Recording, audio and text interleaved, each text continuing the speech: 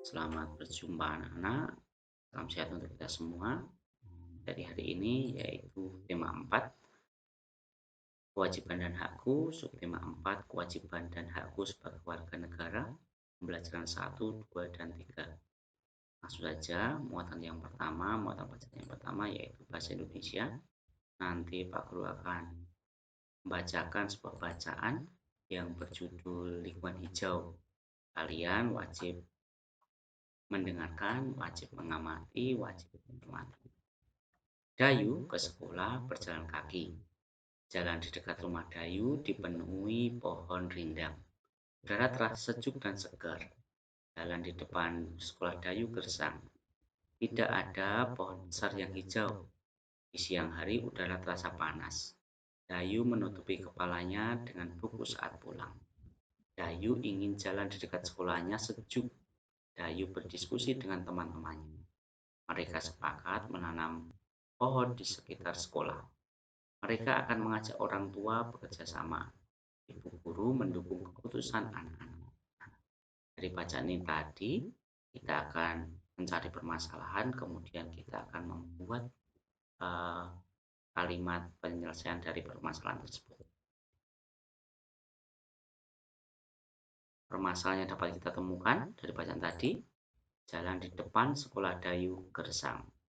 Kemudian kalimat penyelesaiannya, Dayu dan teman-teman akan menanam pohon di sekitar sekolah bekerja sama dengan orang tua. Nah, itu anak-anak.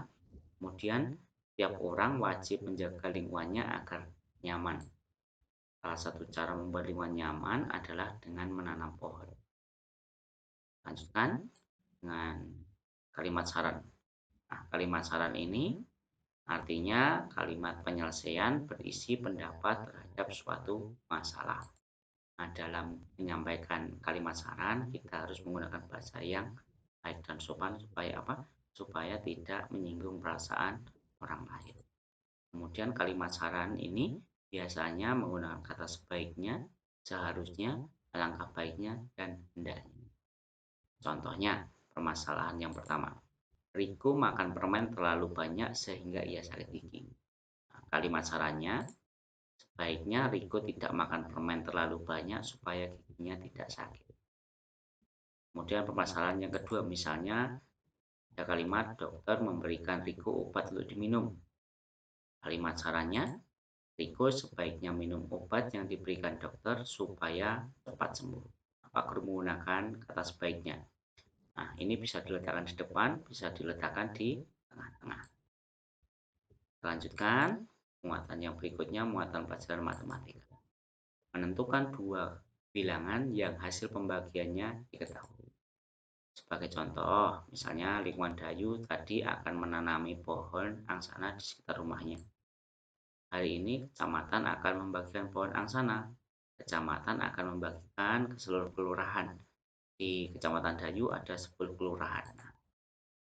Kita aplikasikan dalam soal. Contohnya, A dibagi B sama dengan 10. Nah, ada perintah, tentukan nilai A dan B. Ini belum diketahui, hasilnya 10. Nah, penyelesaiannya yaitu langkah pertama, kita akan menentukan bilangan pengali. Bilangan pengali sembarang. Nah, pilih bilangan pengali yang tidak terlalu besar. Kemudian, misalnya Pak Guru memilih bilangan pengalinya 3. 3 ini nanti akan menjadi hasil dari B ini A. Nah, bilangan A dapat ditentukan sebagai berikut. A sama dengan 10, ini tadi 10, dikali bilangan pengali sembarang tadi, kali 3, hasilnya adalah 30. Nah, bilangan B didapat dari bilangan pengali tadi, yaitu B adalah 3. Jadi nilai A dan B dapat kita ganti. A ini 30 ini, kemudian B ini adalah 3. Jadi 30 dibagi 3 sama dengan 10. Kita lanjutkan anak-anak, muatan pelajaran berikutnya yaitu adalah SPDB tentang seni melipat kertas. Seni melipat kertas disebut juga dengan origami. Origami sudah tidak asing lagi bagi kalian anak-anak. Origami berasal dari negara Jepang. yang memperkenalkan cara melipat selembar kertas persegi menjadi sebuah bentuk. Nah, kertas yang digunakan ini bisa dari kertas warna, kemudian bisa dari kertas bekas.